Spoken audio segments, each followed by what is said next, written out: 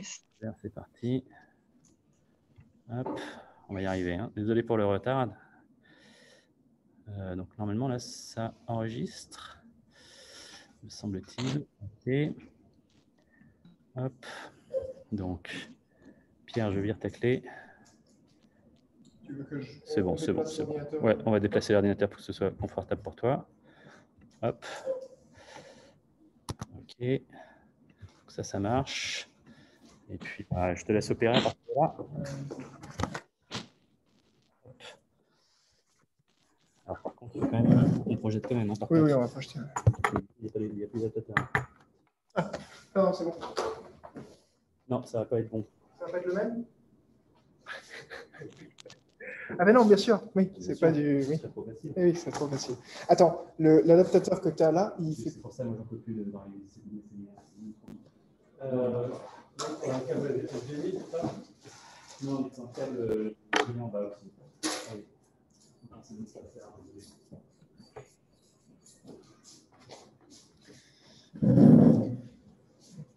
We've got some connection problems.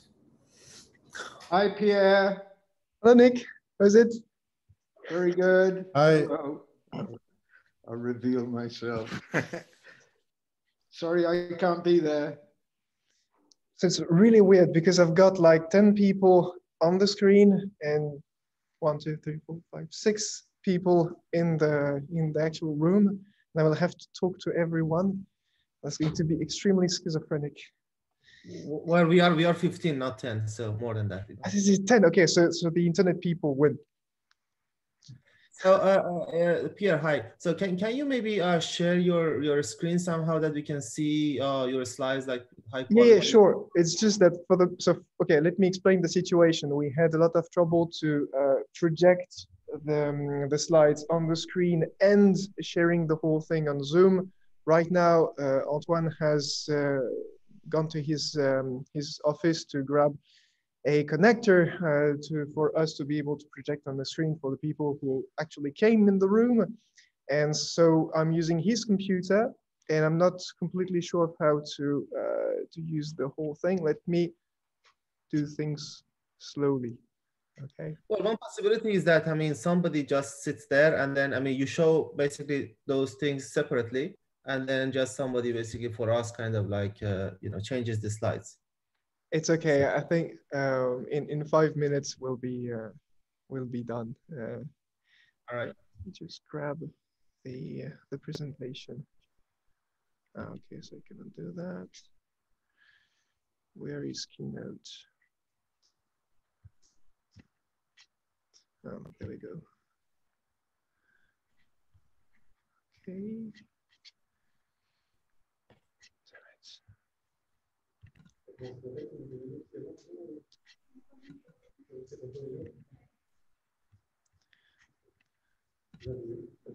So for the moment, what you can only see myself. Is it? Yes. Yes. Okay. And so let me try to share screen. Keynote.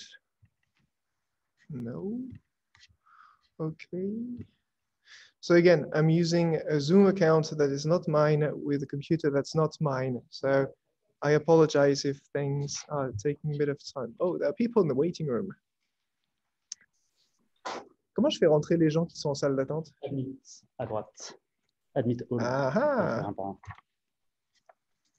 There we go. Et tu vas faire ça tout au long du truc parce que ça n'arrête pas d'arriver. Ça n'arrête pas d'arriver. Alors. Ok, je te branche. Vas-y, branche-moi.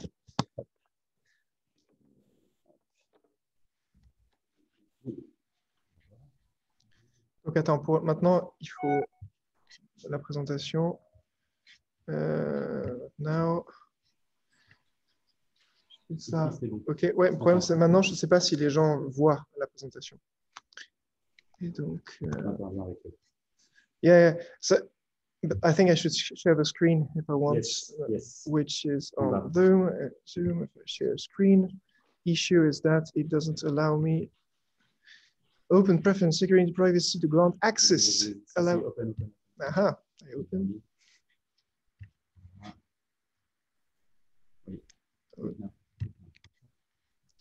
cancel, cancel, cancel, cancel. Okay. En haut à gauche. Attends. Je vais faire full screen. Ah, there we go. I think that should work. Yes. Ah, okay, give me a second. Let's play. Okay, can you see the, well, can you see the slides, but just the slides, or is it also the, well, yeah, okay, because you are seeing everything. Okay, that's, yeah, I'm trying to, but I can't see.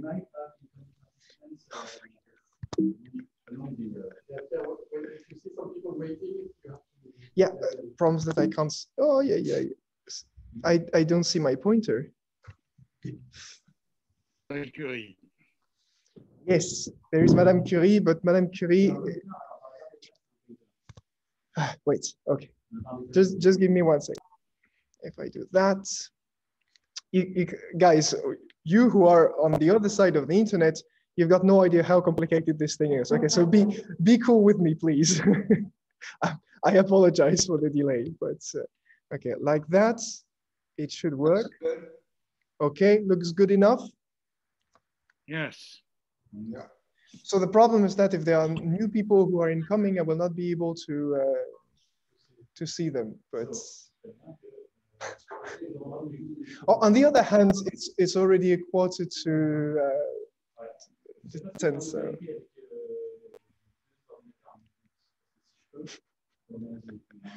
Okay, do you want to try that at the same time? Yeah. Okay, and on the other hand, I've got the screen. I don't know how to remove the screen sharing thing on the middle. It's terrible. Okay, if I do that and play, should be okay. I think this is good enough. Okay. Okay, hello everyone. For the actual people and for the digital people, thank you for coming, and thank you for coming to listen to this talk that I've come to give for 2 reasons. Of course, I'm always happy to come to talk about my work in what is the mothership of Ecole normale supérieure. And on the other hand, I'm also here because I am hereby applying for a CNRS position, and I would like to join the Ecole normale. So the goal of this talk is also to introduce myself to the Laboratoire de Physique. And so what I would like to talk about today is a bit of an overview of some of the questions that interest me in research. And so I will try as much as I can to do something accessible. So in principle, I designed this talk to be accessible for physicists who are not necessarily cosmologists. Right. So the name of the topic is cosmic optics, and I think I will try to explain what I mean by that. Let me start with saying that cosmology, like astrophysics, is a field of physics that is a bit peculiar in the sense that, contrary to most physical sciences where we make hypotheses and then we check them using experiments that we control, we cannot do that in cosmology, right? It would be really great if we could be like these aliens and create our own galaxies and play with them. But unfortunately, we're not high enough on the Kardashev scale to do such a thing. So the only thing that we can do is observe. The only thing we can do is look at as many objects as we can in the universe and try to interpret what we see as much as we can and in the best way possible. And this adds an extra layer of difficulty in cosmology compared to the usual, well, the other physical sciences, which is the fact that we have to correctly interpret what the messenger is doing. The messenger here being mostly light. So what is electromagnetic radiation doing between what we see, between the moments it is emitted and when we actually see it? And this is a really crucial problem, which is the motivation of, let's say, a big chunk of my research in general, since my PhD. So I'm going to talk about this subject in three different parts. First, I will start with a general introduction where we explain what I mean by cosmic optics and by the fact that the universe is a lens. In the second part, I will explain how the fact that we see things through a complicated universe may lead us to misinterpret some observations. And finally, I will show how we can use the fact that the universe is a lens to learn about fundamental physics, and in particular, the nature of dark matter. All right. So let's start with this idea that the universe is a lens. Okay, so before going into more details, I will have to introduce a few notions that I will use repeatedly in this talk, that are the notions of distances that we have in cosmology, right? So in astronomy and in cosmology, of course, we cannot take a ruler to measure the distance between the Earth and a distant star, distant galaxy, or other objects. We have to rely on indirect observables if we want to know what is the distance between us and other things. And these notions of distance, I say notions of distance because they are not absolute notions of distance. These different measures can lead to different results, but they are the only observables that we can use. So the first one is called the angular diameter distance. And this is this usual idea that the further something is, the smaller it looks. So for an object that has a given size ds, if you observe it under with an angle theta, the ratio between these quantities gives you a notion of distance that we call the angular diameter distance. You could do it also with the area of the object. We would call that the area distance. Another notion of distance is based not on geometry, but more on energetics. Right, so this comes from the idea, the usual idea that if you are in vacuum and if you have a wave that is emitted isotropically, its energy is going to dilute with the area of the wave front. So the further you are from an object, from a source, the fainter it looks. And so you can define a notion of distance using the intrinsic power, the luminosity PS of the object, and the flux, the intensity, the luminous intensity that you receive, that I called here IO. Finally, another observable that is really common in cosmology, that is not really a notion of distance, although we use it like this, is called the redshift. So I see, maybe people are trying to join, or no, sorry. Okay, so the redshift is quantifies the relative change of the frequency that under which we see an object. So what is going to happen is that because the universe is expanding, objects are receding from us, and therefore we tend to see them a bit redder than they actually are. And it turns out that this notion of redshift, of relative velocity, can be used as a notion of distance, which should be clearer in a minute. Antoine, tu as vu qu'il y a quelqu'un qui essaie de rejoindre, je ne sais pas si... Bah, le problème, c'est qu'encore une fois, moi, je n'ai pas le pointeur. C'est un peu pénible. I'm sorry, I have to... Ah, no. En fait, il est caché. I'm really sorry, guys. I'm just trying to have... If I do that...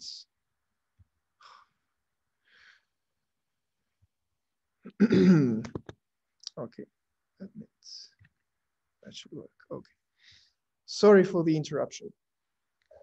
All right, so I mentioned these notions of distances.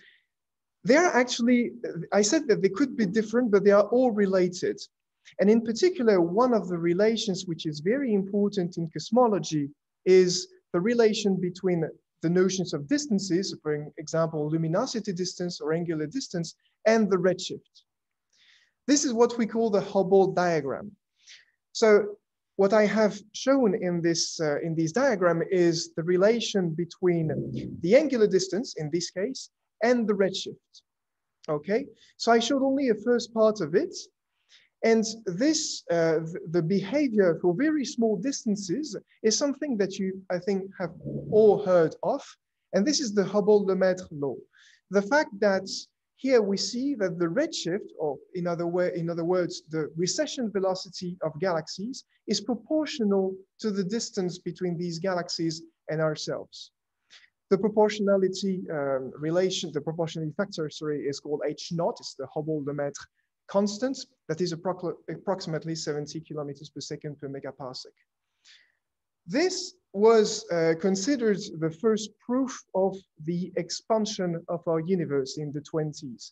The idea here, the reason why we have this law of proportionality between the recession velocity and the distance is because if everything in the universe, every object is receding from the others at the same pace. Suppose that, for example, you are receding from your screen and your screen is receding from your wall.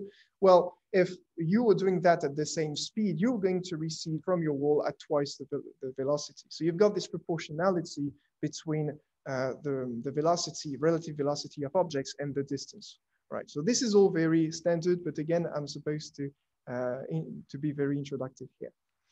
Right, so this is quite simple, but then we see that there is a departure between in this relation between proportionality of the distance and the redshift. So one of the reasons for that is because we are looking backwards in time.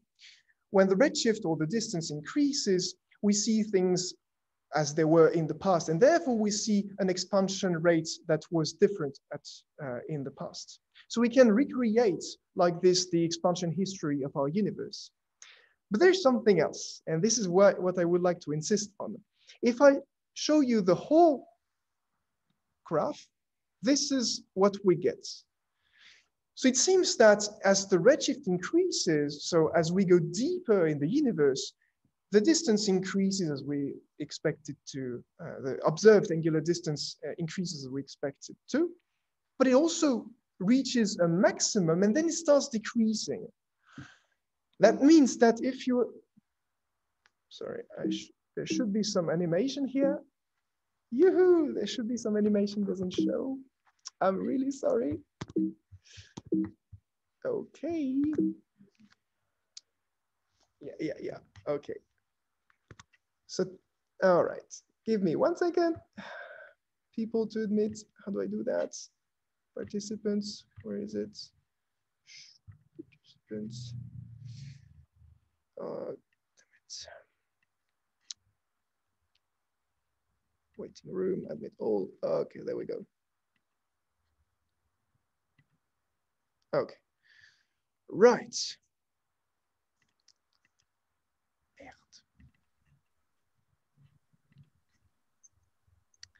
Okay. And I don't know how to remove that. I'm sorry again, how this is a bit...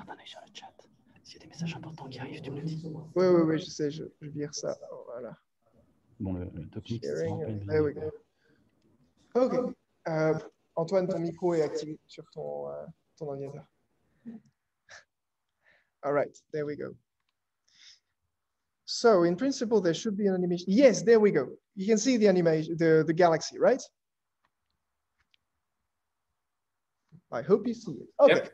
So what I mean here is that, let me go back to the subject. So when if the distance reaches, the angular distance reaches a maximum as we reach a given redshift, it means that if you take a given galaxy that is at a certain distance and you see it with a given angle like here on the screen, as you put it further away, it will look smaller and smaller until you reach a given depth.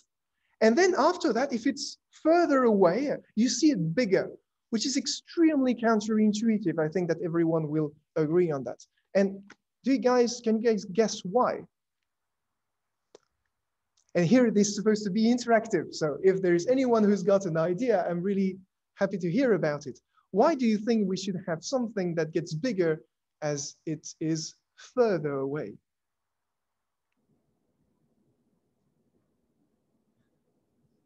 Okay, I hope you're not already sleeping, guys. Okay, so the reason is because the universe, so this graph that I'm showing has been calculated for a universe that is perfectly homogeneous. What's the relationship between these two concepts? Okay, let me take the example of a cosmic squirrel that would be in vacuum with a basketball.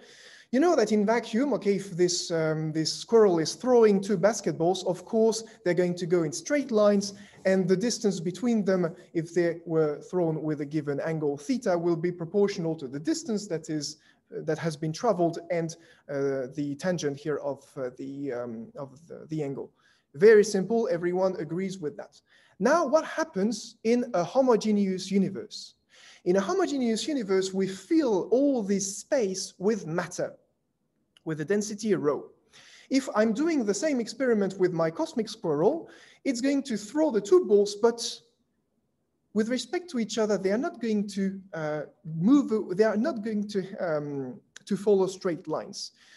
To be really precise, the second ball, let's say the one that is on the top, will have a relative acceleration with respect to the first one. Why so? It's because of gravitation. But usually, so this is usually quite surprising because you could say, but how can I have gravitation in a purely homogeneous universe? In principle, I am pulled by gravitation in the same way by all the objects that are in this universe. All the elements of fluid should create a gravitational force that compensates. But this is forgetting about the Gauss's theorem, right? You know, in a homogeneous universe, which is in particular spherically symmetric, I could work in the frame of, say, the ball that is downstairs. And I know that the gravitational force that is created on the other one is related to the matter that is inside a sphere that I would draw around the first ball. So there is actually a gravitational acceleration that is exerted on the second ball, and that is related to the matter that I have here. This is why my two balls are not moving in straight lines with respect to each other. They get a relative acceleration. And as a consequence, the distance that separates them after a given depth is smaller than the one that I would have in vacuum. And therefore, the angular diameter distance that I would define with, like this will be smaller and could potentially start decreasing as the object is further away. Because things work exactly the same with light, because there is this wonderful thing with general relativity, which is the equivalence principle, which tells us that all the objects are feeling gravitation. Anything that has energy is experiencing gravitation, and light is one of them. So when you see an object in the universe through a homogeneous universe, it actually looks bigger and brighter than what you would have in vacuum. So that's the reason for this weird phenomenon. And that's why I say that the universe is a lens. Right? In this case, a magnifying lens. So let me now go to more details and say, so I have given here a Newtonian interpretation, but of course, this has to be worked out in the frame of general relativity, where light rays are described by null geodesics. And if you look now at the relative behavior of two light rays within the universe, well, you can, if they are close enough, you can describe their relative behavior with what we call the geodesic deviation equation. With the geodesic deviation equation, if you project it accordingly on, say, a screen space, which I try to represent with this gray patch here on the figure, let's say that, that we call psi the relative position on the screen of two light spots that would be associated with two light rays.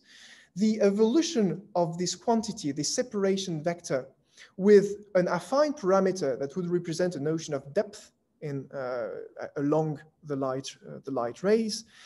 This behavior is going to be dictated by an equation which is a second order differential equation. This so the second derivative of psi is proportional to r psi, where r here is a certain projection of the Riemann curvature tensor. The Riemann curvature has two components. It can be split into a Ricci part, that is this blue thing here, that represents here an isotropic focusing of the light beam, of the relative to light rays. And it is due to the density of matter that is intercepted by the beam. The reason is that the expression of this R quantity is a contraction of the Ricci tensor with the wave 4 vector of the light rays that you can express in terms of the matter density using the Einstein fields equation. So relation between R mu nu and T mu nu, right?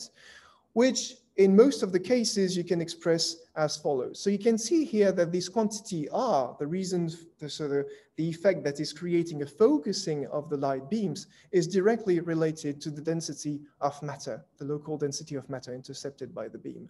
So this is the general relativistic version of what I showed with my cosmic squirrel in the previous slide. But now there is also a second component, this green matrix that is involved in the geodesic deviation equation. Here, it is due to what we call the Weyl curvature. And the Weyl curvature is something that is encoding the long-range effect of gravitation, the tidal forces that are created by matter when you are outside of matter. So this term in the equation is creating a shear of the beam. It's distorting the light beams as they propagate. And so far in my previous slide, I have talked only about the first part, the focusing effect. But the universe is inhomogeneous, right? So in principle, we should expect the Weyl effect to dominate with respect to the Ricci one, right? What I showed with the angular distance in the previous slides was working with a model where the universe is perfectly homogeneous and isotropic, but it is not in reality. So this leads me to my question that motivates the rest of the talk, and which I call the Ricci-Weyl dichotomy. How is it that we can represent our universe and make calculations in the universe as if it were homogeneous, while we know that it is not? How is it that we can model light propagation as if the curvature was dominated by the Ricci tensor, while actually we would expect light to propagate through vacuum regions and be distorted by matter? How can we deal with Weyl using Ricci? Right, so that is a bit of the question that is motivating my research since a few years now. So before I go to the next subjects, are there questions? Because I'm also aware that because of the complicated technical problems, this is not as clear as I would have liked to. So please go ahead if you have any question. No question about the cosmic squirrel? Not about general relativity, nothing? Okay, so this leads me to the second part of this talk, which is, so do we misinterpret observations by assuming that the universe is homogeneous? So to address this question, since my PhD, I have, during my PhD, I started working on toy models to try to model the inhomogeneities of our universe and their effect, the effect that they would have on observations. And let me start with the first model. That's, as I think that in the audience, there are people who were PhD students with me. They have heard about that quite a lot of times, so I apologize to them. But for the others, so the first model that I studied, it has what we could call a top-down construction. So the idea would be to start from a homogeneous universe, so this blue patch here that is dominated, as I said, by Ricci curvature. Well, that has only Ricci curvature, and introduce inhomogeneities in that. One possibility to do that consists in taking a sphere of matter, a co-moving sphere, and concentrate the matter that it contains at the center of the sphere. When you do that, you end up with a space-time that would have two regions. The first one, so the exterior, is the FLRW, the Friedman, Lemaitre, Robertson, Walker metric, which describes the homogeneous universe. And inside, you would have the Schwarzschild metric that describes the environment of a spherical symmetric body. And it turns out that these, and so inside this hole that you create, because you've got vacuum and you've got tidal forces, curvature is only Weyl, while at the exterior it is only Ricci. So this type of construction is really adapted to the question that we are asking. It turns out that this model is very well defined. It has been designed actually by Einstein and Strauss in the 40s, and it works because these two space-time geometries, they glue perfectly at the boundary of the whole. The idea is then that you can repeat this process and introduce more inhomogeneities, and you get what we call a Swiss cheese model, as you can understand why. So this gives you an exact solution of Einstein's equation of an inhomogeneous universe, and for which you can tune arbitrarily the ratio between Weyl and Ricci that you have. So this is really a good model to address the question that we are wondering. Before I go to the results, then we can study light propagation through this theoretically, numerically, and see how it differs from the homogeneous model. But before I go to the results of that, let me mention another model, which turns out gives similar results, but that has a very different construction. Someone is trying to enter the room. Give me 1 second, if I manage to. You know, this is why we have IT engineers doing that in companies, right? Oh, damn it. I just can't do it. Admit, yes, there we go. Perfect. Okay, so I was mentioning this Swiss cheese model. There are other constructions that would be possible, and the second model that I'm going to present has a different construction, which is what we could call bottom-up. So in this case, we're going to start from an inhomogeneity, from the local environment of, let's say, a galaxy or a black hole, and we're going to construct a statistically homogeneous universe from that. So the idea here is to take a small cell of universe that would contain a mass,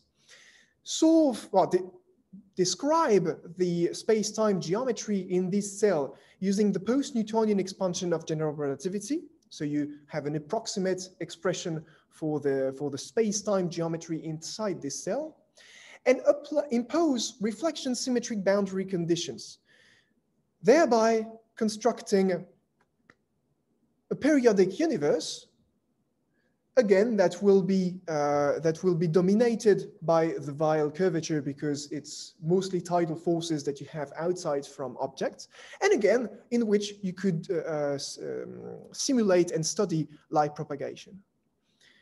So with these two models, it turns out, again, as I said, that they give very similar results, and I'm going to show one of these. So what I'm showing here is the result of simulated observations in these two models, so either the Swiss cheese model or the post-Newtonian lattice model. What I'm showing in this graph is as a function of redshift, again, so you can see this as the depth in which objects are in the universe. So as a function of that, I showed the relative difference between the observed luminosity distance in these models, so DL, and the one that we would have in the corresponding homogeneous model. So the blue line here represents what we would have in a homogeneous universe, and each green dot represents a simulated observation in so these kind of toy models of the universe where curvature is only Weyl and not Ricci. The first thing that you can notice is that there is an important accumulation of these points. Most of these fake observations, they tend to be higher than they tend to look further away compared to the objects that we would see in the homogeneous universe. So in a universe that is dominated by the Weyl curvature, objects look fainter. And there is a simple reason for that. The reason is that light beams are on average crossing less matter.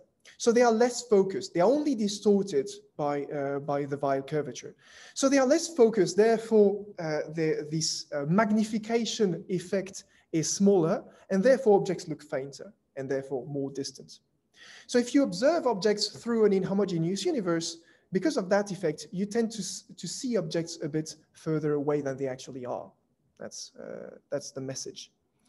Sorry, Pierre, can I ask a question? Yes, please. So how do you sample this point? So is it like some uniformly sampled kind of? Very good question. How do you do? So you're talking about the inhomogeneities, how I distribute the inhomogeneities.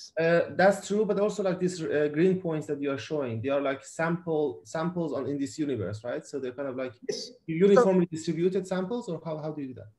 So so these were observations that were, let's say that I did simulations in which I was throwing light beams randomly in the sky, right? And I was ray tracing their behavior, so following the evolution of their distance and their redshift as the light propagates. So they were just random observations made in different directions of the sky. Uniformly, like uniformly sampled in the sky. Yes. Okay, I see. Right. And as for the question that you didn't ask, but how things are arranged, so in the Swiss cheese model, they were randomly set, or with, I think I was doing it with a compact lattice. And in the case of the lattice universe, well, this is a square lattice, so there was no freedom in that. All right. So as I said, so there is this first effect that the deficit of Ricci focusing is making object looks a bit further away than they actually are. And as this is it seems to be quite good representation of the average behavior of the model, except for some observations here, I decided to try to reinterpret supernova data, so some experimental Hubble diagrams, using that type of the behavior of the Swiss cheese model or the post-Newtonian lattice, instead of the standard model. So just to give you an idea, so this was long ago, right? I did that in 2013. So I used old data that was the SNLS3 2011 data. So in this plot, I'm showing you the actual data that has been obtained by the SNLS team. Again, this represents the luminosity distance as a function of redshift. The idea is then you fit these data to obtain information about our universe. In particular, it's the cosmological constant, the density of the universe, etc., etc. So what I did is to redo this analysis, but using a different model. And when I did that, what I obtained was the following. So on the right plot, I am showing constraints in the plane where in the x-axis you have the expansion rate of the universe today, so h0, and on the y-axis you've got omega m, which represents it's a parameter that quantifies the density of our universe, the average density. So if you go on the right in the x-axis, you've got a faster expansion today. If you go to the top, you've got a denser universe on average. And as you can see with the blue ellipses, so the blue ellipses are the constraints on these parameters that are obtained from supernova data using the standard FLRW model, homogeneous universe. And the green ellipses are the ones that are obtained by taking into account the inhomogeneities. And as we could expect, we see that we need less dark energy. We need more density to obtain the same results with the inhomogeneous universe than with the homogeneous universe. And I compared these constraints with the ones that were obtained from the CMB with Planck, and it turns out that taking into account the inhomogeneities gave a better agreement between these two sets of data. Now, I've got to say that unfortunately this is obsolete data. There were systematics in it, so this is again 2011 data, we're in 2020. There were better data that were obtained after that, where the agreement between the standard model, between supernovae and the CMB turns out to be better without accounting for the inhomogeneities. However, even though in terms of results, of pure interpretation of the data, the conclusions here are a bit obsolete, the main message, which is that inhomogeneities may change quite a lot the interpretation of the data, still holds. We see in this graph that the precision of today's cosmological data is enough that we need to account for inhomogeneities with a good precision if we want not to make mistakes, right? So the message is that inhomogeneities matter today in cosmology. And we cannot just use a homogeneous model anymore for the forthcoming exquisite data. Yes? And does it help with the H-naught tension? Does it help for the H-naught tension? Actually, it doesn't. I'm showing this plot with H-naught and omega m as an illustration, but the thing is that supernovae themselves, they don't help you constraining H-naught. So if you want to measure today's expansion rate of the universe, you cannot rely only on supernovae because you don't know their absolute magnitude. So you need to calibrate that with other sources like Cepheids that are calibrated themselves on parallax in our own galaxy. And the fact is that gravitational lensing does not change what you measure in H-naught because objects that you use to do these measurements are too close from you for lensing to be efficient enough. So what lensing is changing, this effect of density is changing, is the curvature of the relation between distance and redshift, but not its initial slope. So this was mostly for indication, but actually this doesn't help, unfortunately, for the H-naught tension. So sorry, Pierre, I mean, a question here. So I'm really not sure if I agree with this statement that homogeneities really matter. Depends on what you mean by matter. I mean, how much they matter. Because, I mean, of course, this is a long story, right? So people have studied this thing, you know, trying to even explain dark energy with this and so on. But nowadays we know with very good simulations, even relativistic simulations, even the group of Geneva and like these people like G-evolution, all those people, that actually the effect is super, super tiny. So I don't know what you mean. I mean, where this thing matters. Very good. Okay. Now this is a very interesting question because it touches to a bit of a confusion sometimes that there is when we talk about inhomogeneities. So what you're referring to when you're talking about the group of Geneva, their simulations, you're talking about what would be the effects of inhomogeneities on the expansion dynamics of our universe. So you're talking about what people call the back reaction, cosmic back reaction phenomenon, which is a different topic, right? Here, I'm not talking about what is the effect of the fact that, the effect of inhomogeneities on how our universe expands. I'm talking about the effect of inhomogeneities on how we see through the universe. So on how we should interpret observations. You see the difference that I'm making here? There is one kinematic question and a dynamic question, right? So here I'm talking about kinematics only, right? So in that sense, inhomogeneities matter because especially when we are looking at very tiny light beams, the effect of inhomogeneities is important. And I will show other examples in the following. All right, thanks for the question. Right, so just before closing this, actually, how am I doing with time? I don't even know when, how much time do I still have into?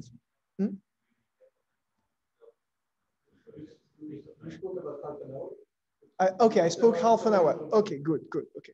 But still, I will try not to be too long. But okay, before I close this first part on on how lensing or how the fact that the universe is inhomogeneous could be an obstacle to an accurate interpretation of observations, let me go to how we can be more subtle than this Ricci deficit that I talked about a minute ago. So again, the graphs that I showed before I interpreted them using the black curve. So using this approximate model where I'm assuming that there is no Ricci curvature and deriving an expression for the distance for the relation between for the relation between distance and redshift in these models. So this would correspond again to the black curve.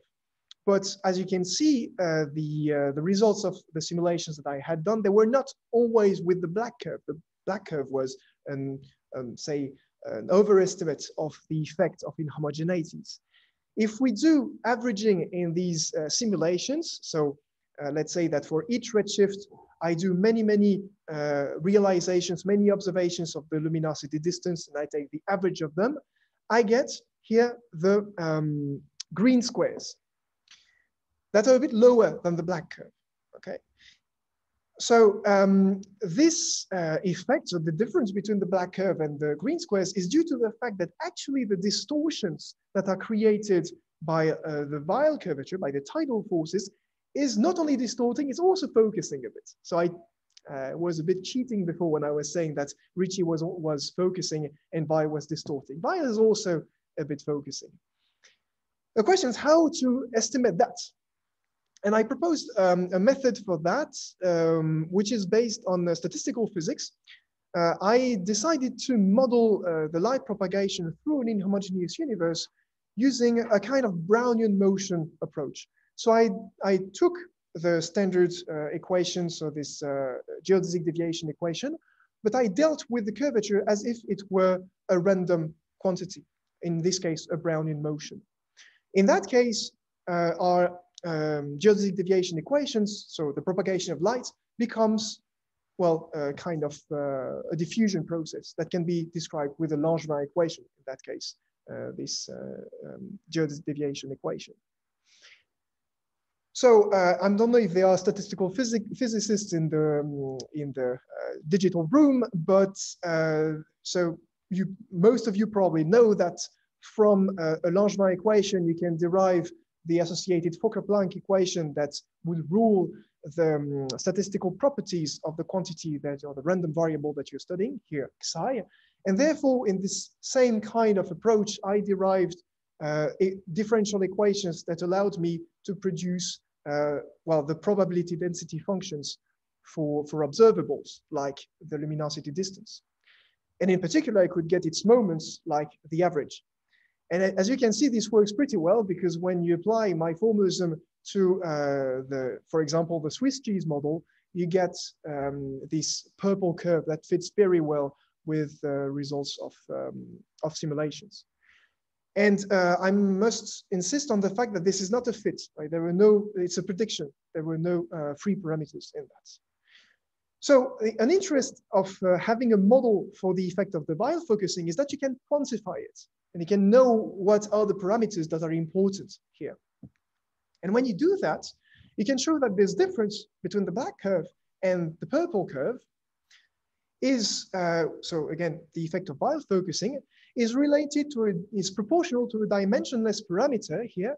That is the ratio between the surface gravity of the lumps, the typical lumps that are encountered by the light beams, and the expansion rate today, which actually is, it is here because it quantifies cosmological distances, right? Sorry, may I ask, in a Yes. Langevin equation, there is noise, and there is a parameter, which is the intensity of the noise. Where is it in your curve? Very good. So the noise here is a multiplicative noise. It's is R. So you can really see R here as the noise. We could transform it into an additive noise that is the usual one that we have in the Langevin equation by transforming a bit the equation, but the results are the same. The idea is that we have here so that we have a random term within a differential equation. So this is a stochastic differential equation. In that sense, I called it a Langevin equation because it is a stochastic differential equation.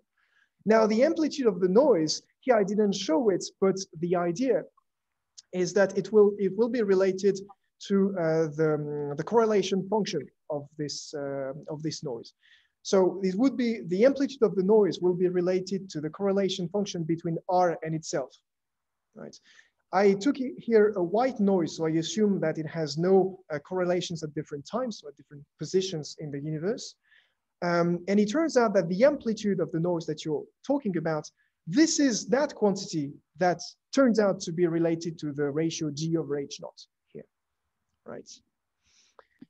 I could go more into the details on a blackboard, which would be better, but unfortunately you're digital and you know, things are a bit complicated, but thank you, it's fine. okay, cool. Other questions? All right. So the graph that I'm showing here was obtained. Yes. Yes. Thank you. Connected with this and with the previous question, I mean, in this what you call noise or stochastic lensing, of course, this is proportional, the R, the noise to the correlation function. But we know, I mean, from very well-established observations that the correlation functions and the matter distribution is not random, but it follows a very clear self-similar or scaling law, and which is very interesting, by the way, from the statistical, mechanical statistical point of view too. And then this effect of inhomogeneity should be taken in its own right, because it's not random. That is completely right. You're completely right. Very, very clear. So I completely agree that the distribution of matter in the real universe is not random. I completely agree with that. But you're referring to the large-scale distribution of matter somehow, right? So you're talking about how the matter clumps that I have in mind would be clustered and how they would be distributed on large scales. But this is not really what I'm trying to model with this work here. What I was mostly interested about is the really small scale, lumpy structure of the universe. So not the large scale dark matter distribution, but more what's happening in its substructure. So in this case, I only took into account, I took a white noise because it is what was best representing the simulations that I did with this Swiss cheese model and with the post-Newtonian parameter. But the formalism that I designed is actually much more general than that.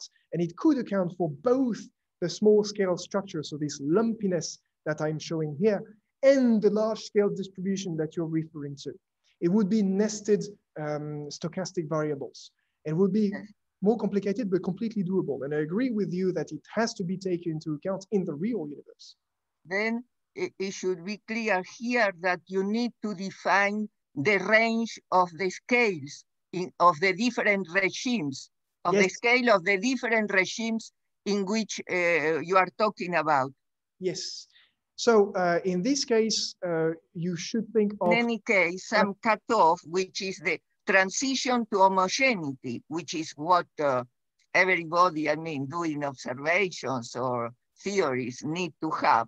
It would be interesting to have a range of scales, of physical scales in which you see the transition, because I am not sure that even at the smaller scale, the dark matter distribution of the matter is such a random case. I agree, and that's precisely because there is a self structure which appears very, very till then there is a low scale cutoff or say scale, characteristic physical scale, in which other things appear, turbulence or another way, and then you have other types. So that is just a comment, which I think is important to have in mind here. Sure, no, I agree. And if we were to apply such a model to real observations, I completely agree that we should take all these subtleties into account.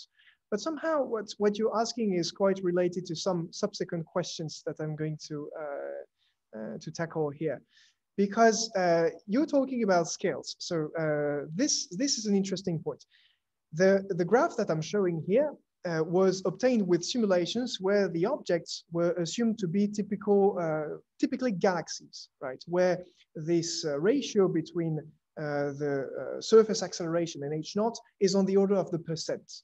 As you can see, indeed, that on the graph, the difference between the black curve and the purple curve is of the order of the %, right? But now, if we were to try to model objects that are much smaller, on much smaller scale, so clumps that are much more compact, like stars, for example, you get a parameter that is much stronger. Here, on on the order of 10 to the 6, which is way too large. There is no way that in the real universe, the lensing that is due to stars in the universe on average gives us an effect that is 10 to the 6 with respect to stellar observations. And so we reach here a problem of scale. This is actually a limitation of not only of the stochastic lensing formalism that I'm proposing, but of the whole formalism on which this thing is based, which is the infinitesimal light beam, right? From the beginning, I said that I'm going to model light beams using the geodesic deviation equation. So I said that we would model light beams as if the light rays were sufficiently small that any other length scale is irrelevant. But when you reach objects that represent stars, for example, this is not valid anymore, and you should go beyond that. So I dedicated quite a bit of the last years of my research working on that problem on the fundamental level. I will not enter into the details here because it would get quite technical, but I will come back a bit to that at the end of the talk, slightly. And so this was a bit of a teaser to say that there are still things to be understood in light propagation in the universe at the theoretical level. So the conclusions of this part is that, as I try to argue, the entire universe is an inhomogeneous lens. The current cosmological data are precise enough so that they are sensitive to inhomogeneities, and we have to take them into account in the future. Toy models are useful for theoretical understanding, but of course, we need more refined methods to actually do accuracy cosmology. And I think that the comment of Norma went in that direction. So before I move on to the next and last part, in which I will touch a bit dark matter, are there other questions? Yes, I do have one, if I may, and if you hear me. Yes, I can. So you showed that there was an effect with the Weyl dispersion, but there is also a dispersion in so there's a deviation and a dispersion on the observed measures. Yes. Is there a way you could use the fact that the measurements would be more dispersed in a Weyl universe than in Ricci one? Very good. Okay, so so that's okay. I'll try to answer. So this is a very good question, and there are many ways to answer. So at the level of of theory, so I can with this formalism very well predict what will be the dispersion due to the Ricci fluctuations. With the Weyl fluctuations, my formalism starts to have trouble because this noise is very non-Gaussian. So if we associate a noise to the Weyl curvature, because it is very non-Gaussian, a white noise representation is not great. And it turns out that we had trouble to reproduce the actual dispersion of the data that was due to the Weyl, especially if the objects are more compact. So this calls for other approaches. And actually, I'm going to talk a bit about it in the following. You need other formalisms to deal with that. Now, on the observational level, your idea, I think, what you had in mind was using the dispersion, for example, of the Hubble diagram to quantify what is the inhomogeneity of the universe, to quantify the properties of our universe. This would be great if supernovae were perfect standard candles. But because they are not, because they have an intrinsic dispersion, in the Hubble diagram, it's hard to disentangle between the dispersion that would be due to light propagation and the dispersion that would be due to astrophysics, the astrophysics of supernovae. So I think these are the two parts of the two ways of answering the question. Was that clear enough? Thank you. Thank you. Yes, very clear. Okay. Excuse me, very briefly, Pierre, before to leave this part, could you please quantify this effect? I mean, even with the toy models and so on, Which effect exactly? The effect of inhomogeneities with respect, you said all this, if you take into account inhomogeneities and not for the observations, I mean, for example, the lensing, for people doing lensing, for instance, which right. what is the message? I mean, how much is this effect could affect? Right. So the short answer is that at redshift 1, you can have a bias at the that can be as large as 10% on the measurement of luminosity distances for supernova observations, for example. This is the maximum effect that you can have. Now, in the details, this depends on the nature of dark matter. Right? It is on the nature and the distribution of dark matter. If dark matter is very smooth, the effect is reduced by a lot. If dark matter is very lumpy and made of compact objects, for example, the effect could be much stronger. And I'm going to move towards that, that question. Thank you. You're welcome. So looking for dark matter. So I'm now sliding a bit subject to then better come back to it. Dark matter. Right, so what is dark matter? This is 85% of the matter in our universe. On this figure here, which is coming from the illustrious simulation, this is represented in blue, while the standard matter, the galaxies, actually stars here, would be represented in yellow. What do we know about it? Not much, apart from the fact that it feels gravity, and that it's not made of particles of the standard model of particle physics, because otherwise it would violate the dynamics that we know of the Big Bang nucleosynthesis. Apart from that, well, we try to know how it's distributed in the universe. So we believe that the dark matter is what's responsible for the formation of structures in general.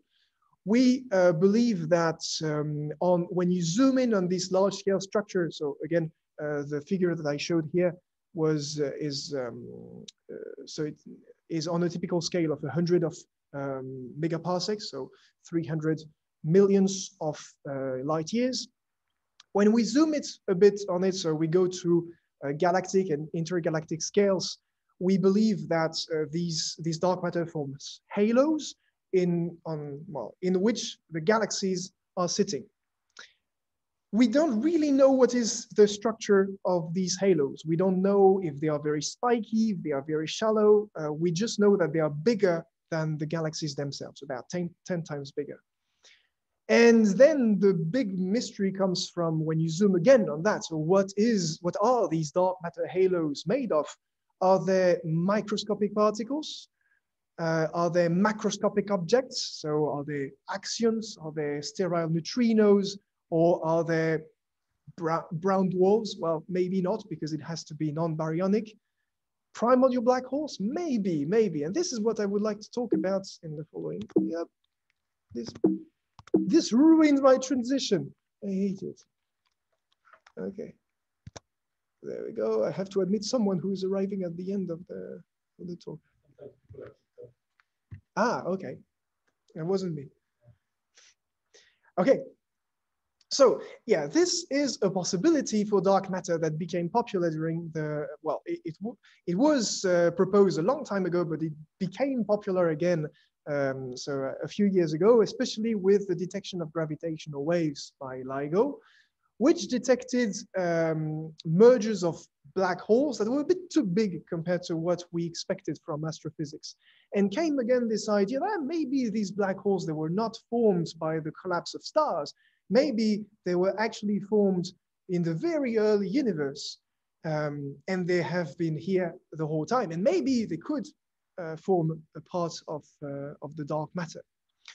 So the advantages of this hypothesis is that it's pretty standard physics, right? There would just be some gravitational collapse during the radiation era, so very early in the universe, so that these objects would interact only gravitationally and without the need of adding another particle to the standard model of particle physics, for example.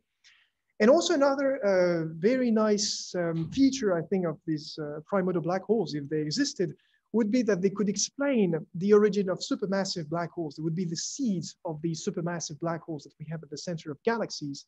And they could also explain some of the weird events that were observed by the LIGO detector, such as one of the last ones that observed black holes that are in the so-called mass gap. So in principle, we should not be able to form black holes that are as massive with standard astrophysical phenomena. Problems with this hypothesis is that it may require fine-tuned conditions during inflation. So at the very, very early universe, the mechanisms for the formation of these black holes are a bit well, debated, let's say. And it's also already quite constrained.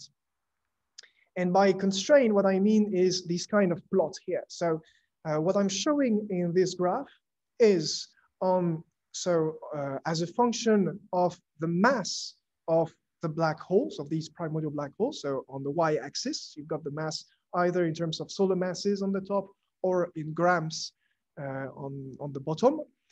What this is showing is the constraints that we have on the possibility that we have such black holes of such masses forming a given fraction of the dark matter. So on the y-axis, you've got the fraction of dark matter that could be made of such black holes. Everything that is above the line, so everything that is colored here in the shades, is something that is excluded.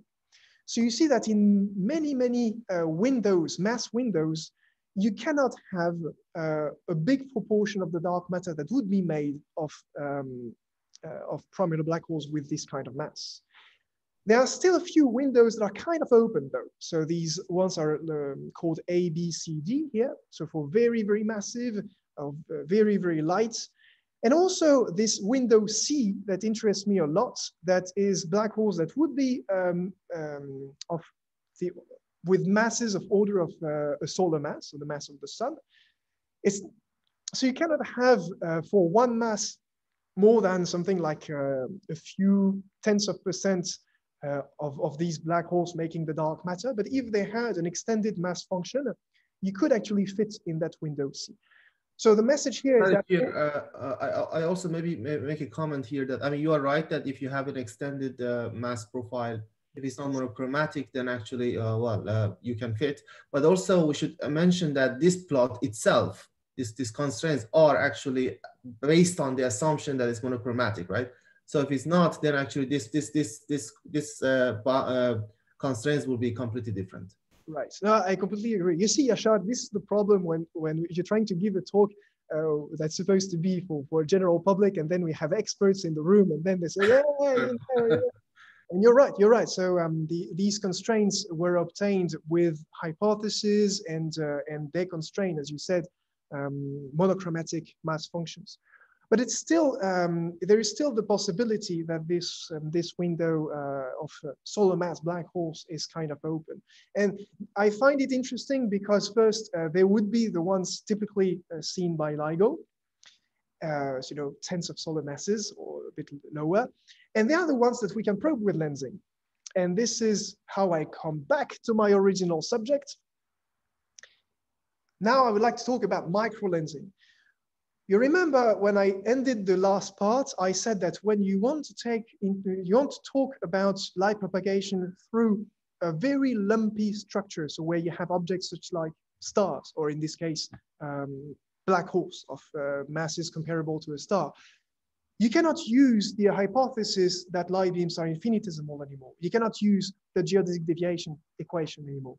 You have to be more more clever than that and do a more refined modeling. So the idea here is that if you have a light source, such as a supernova or a star or whatever, that is lying behind a compact cloud, a cloud of compact matter, such as black holes, light can take quite a few paths to reach you. And this may result in a very large amplification of the apparent luminosity of this source. This is what we call gravitational microlensing. And to give you an illustration on the right-hand side here, I'm showing the amplification map that you would see from such a distribution of compact dark matter. So by amplification map, I mean here as a function of the position in the sky. So this portion of plane that I'm showing is where the source could be. I'm showing the value of the amplification, or with colors that are the right scale. Actually here, I'm showing the log of it. And because it's the log, that means you see that you can reach amplifications that are a few tenths or even a few hundreds. So that means that a given object that would be lying near these very bright colors would appear 100 times brighter than it actually would be otherwise. So this amplification, I defined it in a very intuitive sense. The real definition would be what I showed below, which is the ratio between the luminous intensity that you receive and the one that you would have in a given reference, in a background that is here, the FLRW universe. Right.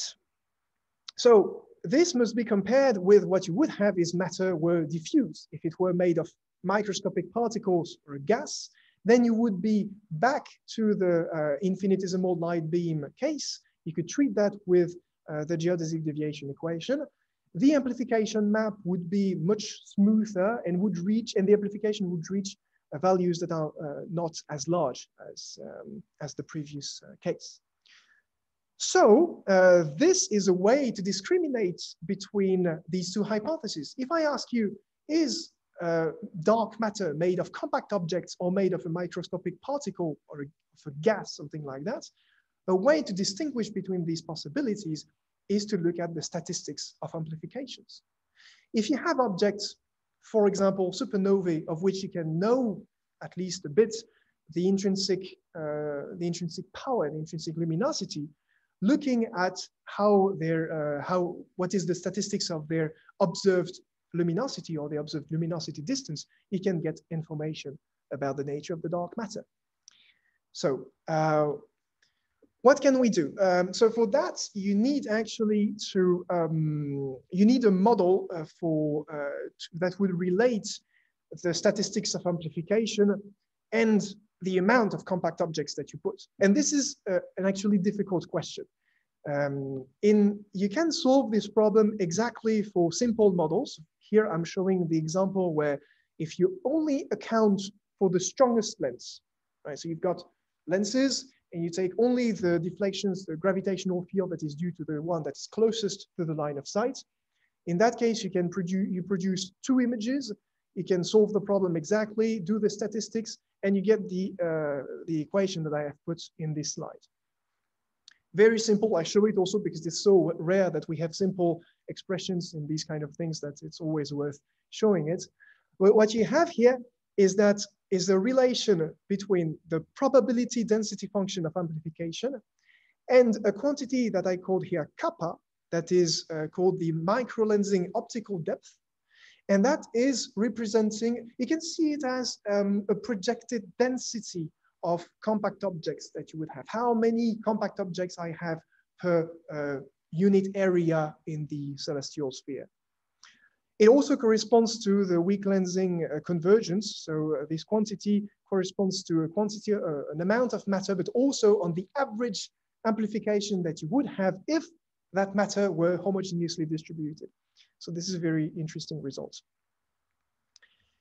If you use this kind of simple model, you can start analyzing data.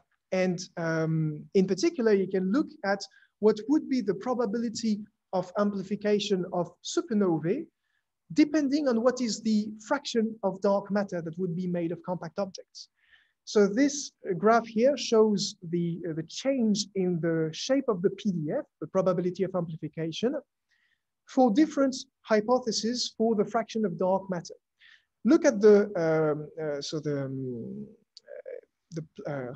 solid line blue curve. This is in the case where you have no compact objects, right? So when you have dark matter that would be only made of smooth halos. What you can see is that the amplification is a bit skewed, right? You have a bigger probability to have objects that look slightly fainter than they actually than in the homogeneous universe, and you've got a tail of rare events where you would have magnification. This is due to the fact that dark matter, even if it is made of smooth objects, still make clumps. It makes objects so that when you take a random line of sight, you will miss most of the time the halos, and sometimes you will see some of them. So this is the reason for this skewness. But this skewness is actually increased and made more dramatic as you increase the amount of compact objects that you would put. And you see, if you go to the red curve, that is in the case where all the dark matter is made of compact objects, then you've got like a peak of demagnification, which corresponds to the Ricci deficit that I talked in the second part. And you would have a long tail of rare events where you would have very large amplification due to when you actually meet a lens. Okay.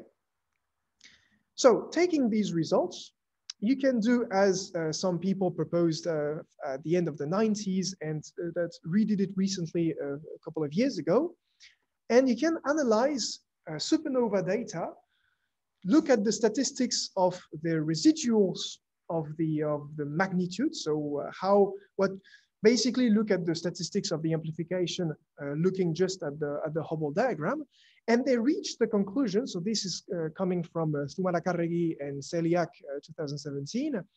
They managed to exclude the possibility that a large band of black holes, well, sorry, I'm going to formulate that in a proper English. So they managed to exclude the fact that black holes heavier than 10⁻² solar masses are forming more than 40% of the dark matter.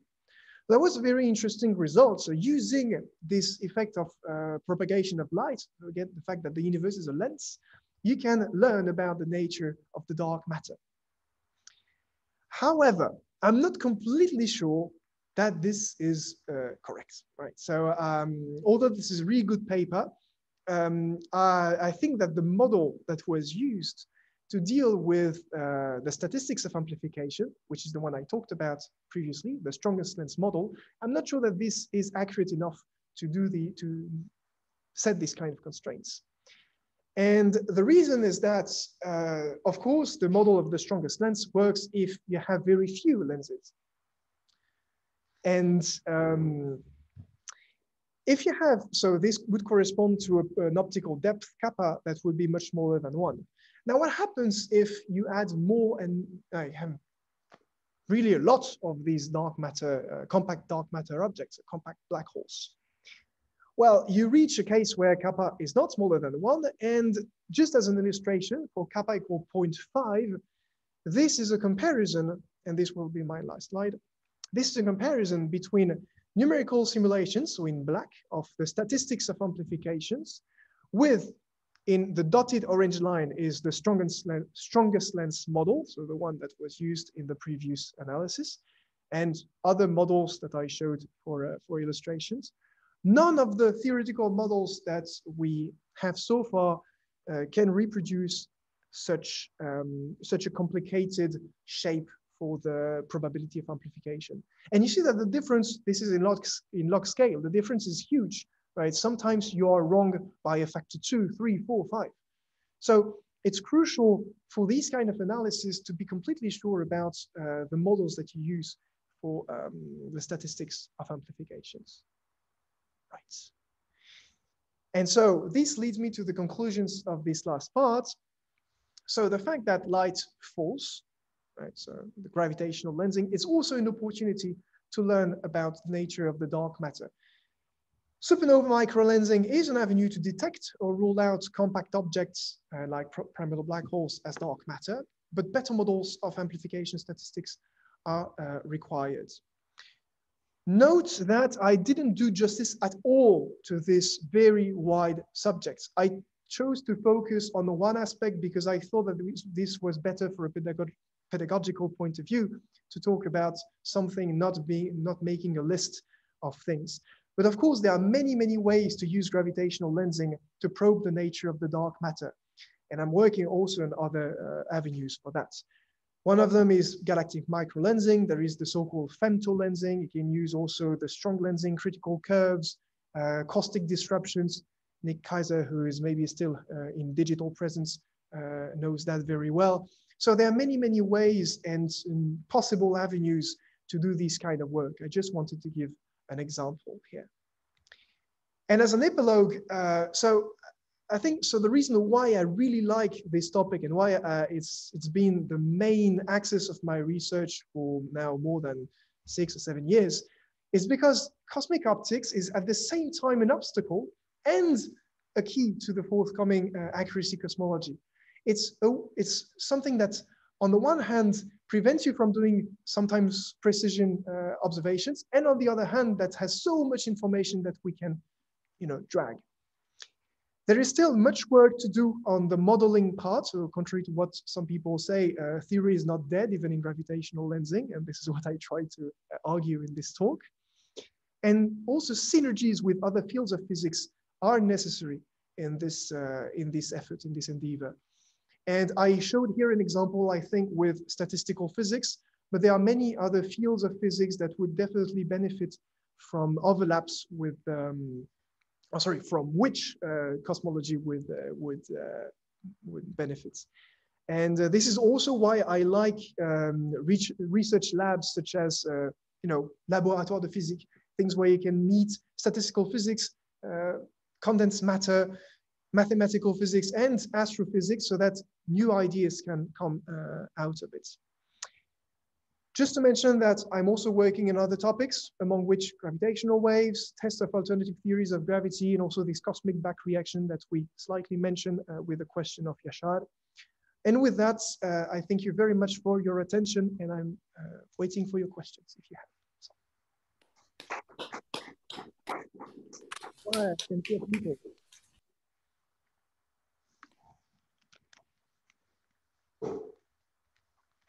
That was a really weird situation, right?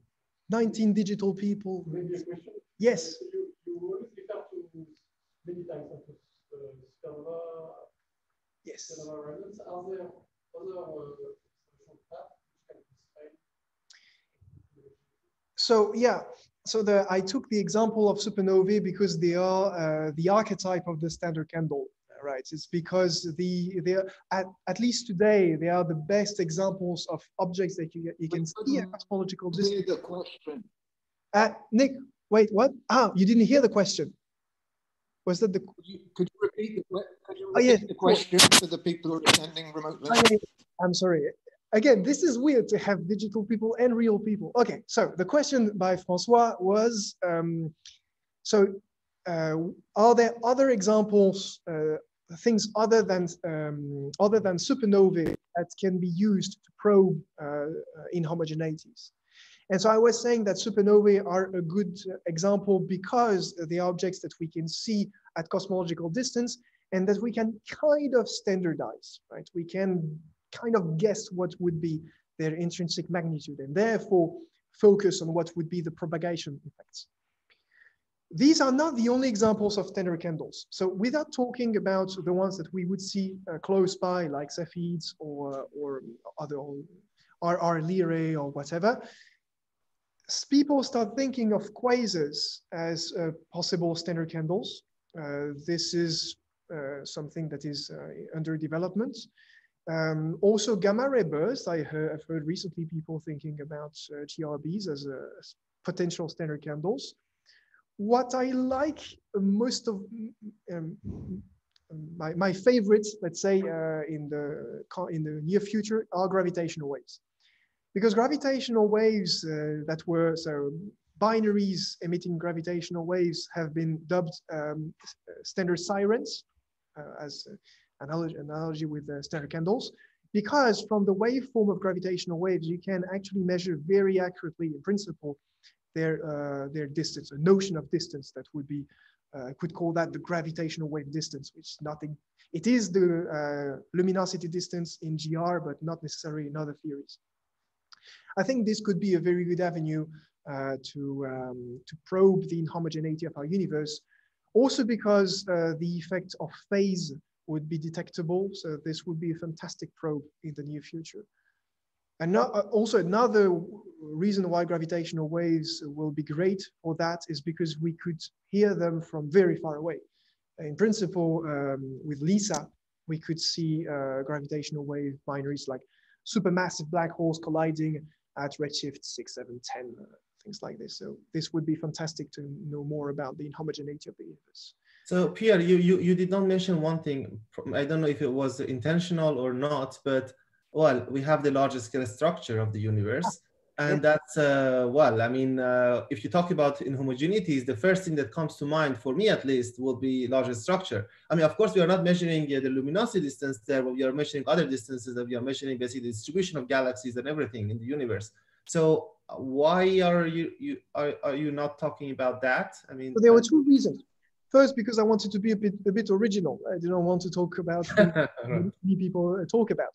But no, I mean, you're right. And I've worked also on that. So there are two aspects. The first one is, what is the effect of the large scale structure, of the large scale inhomogeneities of the universe on observations? This effect is very small, and we can control them. And I have been working on that. Nick had worked on that also. So this is mostly under control, the effect of the large scale structure on the propagation of light. More crucial is the small scale structure. So when you talk about the observation of supernovae, for example, the effect of small scale structure will be stronger.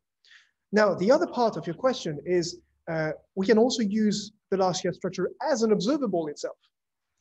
And for example, we can use BAO, the baryon acoustic oscillations, as a standard ruler instead of using stereocandles. But in that case, the BAO, because it's a very, very big scale, you're not as sensitive to the inhomogeneity of the universe when you think about light propagation, because the corresponding light beam, if we can say it like that, so a beam that would correspond to the BAO, is so wide that it averages out already a lot the inhomogeneities of our universe. So these are the two reasons why I did not mention it, although it's very important in cosmology. Pierre. Can I, sorry. Yeah, please. I'm going to have to leave in a second, I'm afraid, but may I ask a quick question? Please. Provocative question. So there's another type of small scale structure potentially, in that people think that on very small scales, there's quantum foam. And there have been a number of papers over the years claiming that you can rule out quantum gravity theories because when we look at distant quasars with the Hubble Space Telescope, they look point-like and the light didn't get scattered by the quantum foam. So wait, we talk quantum foam, we're talking here about Planck length scales, right? Yeah. So we would expect, so I don't know the physics that would be responsible for that, but you're thinking of something like a quantum noise, gravitational noise that would happen on tiny scales like the Planck scale, and that would create a diffusion light? Yeah, the typical papers say, well, look, it's very inhomogeneous on small scales. That will put ripples in the wavefronts from distant objects. And yes, but here then, so that's very interesting. We won't see sharp images anymore. Right. Just a fun idea to throw out. I don't know if anyone else in the audience or you have thought about that. No, I have not, because the thing is that, so I don't know about I don't know the predictions, and this would be great to talk about people who know about quantum gravity, and especially loop quantum gravity in that context. But so I don't know I have no idea of how you make predictions from say these tiny deflections or tiny gravity. We're talking here about fluctuations of the gravitational field, right, on tiny scales. Of course, Nick, there is, it should be expected from the time of Weyl, Hawking and many others, that there is very inhomogeneous and very high amplitude fluctuations at the Planck scales. That means 10 minus 33 centimeters, and all the space-time, if we call space-time such a vacuum or such a medium. But this, even if could produce some microscopic quantum effect, have not been, there are no predictions, and in any case, it should, for the time, I mean, with gravitational lensing or other, is very difficult to observe, at least with the tools at this time.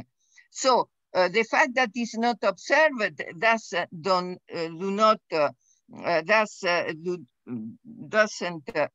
rule out that there are Planck scale physics, which is expected to have very high fluctuations and inhomogeneities. That is, I mean, this is the point. I mean, so if we go back to something more standard, just to, I mean, we're talking here about potential fluctuations of space-time curvature that would be happening on very small scales. But there are already huge fluctuations of the space-time curvature if we go at if we go at the microscopic level. I mean, even without talking about the quantum substructure of objects, we go to inside a gas. Gas is made of particles, and the particles, the atoms are themselves a huge fluctuation of curvature on small scales. So yes, I think that the question of the quantum, if there were a problem with quantum foams, there would be also a problem anytime light propagates through a gas, I think. That depends what you, again, the scale of your small scale fluctuations. I mean, there are physical scales in which you need to define. I mean, quantum atomic physics is not quantum Planck physics, Planckian in the sense. So this kind of, I mean, and nevertheless, we can reach atomic, quantum atomic or subatomic or nuclear and subnuclear and so on. But we cannot reach Planck scale, even not grand unification at the scales of the Hertz. Now we reach a grand unification scale 10 minus or 10 said 15 or 14 giga electron volts. We reach with a CMB indirectly with the CMB spectrum, because it's about the scale of the amplitudes which are seen for the temperature fluctuation, and which is explained by inflation, and that is the 10 minus 4 of the fluctuations is about the scale of grand unification.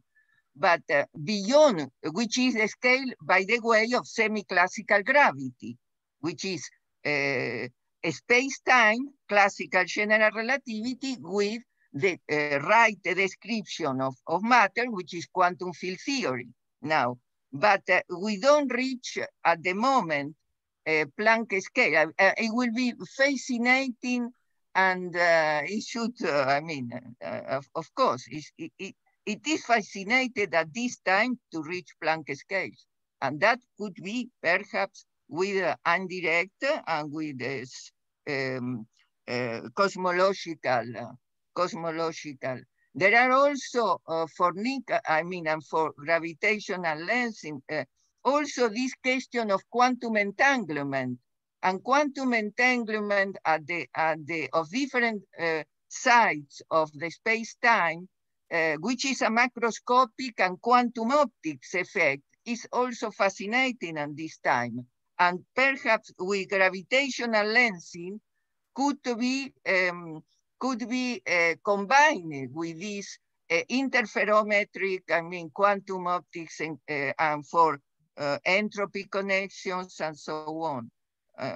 But we need to define, I mean, precisely the scales, I think. But yeah, of course, it's very interesting question. But thanks to work out. For the comment. I need to leave. Very nice talk. Thank you. Thanks, Nick. Bye, Nick. Are there other questions or comments? If Well, if not, I think. If you allow me, I don't want to. I mean, I want to be very briefly. The chairman is telling me that we have to close. Yeah, we have to close. Okay. The room is going to be yes. occupied soon, so we have to finish this this seminar. So thank you very much, everyone. Thank you, Pierre. Thank you, the audience as well, and see you later, I guess. Thank you.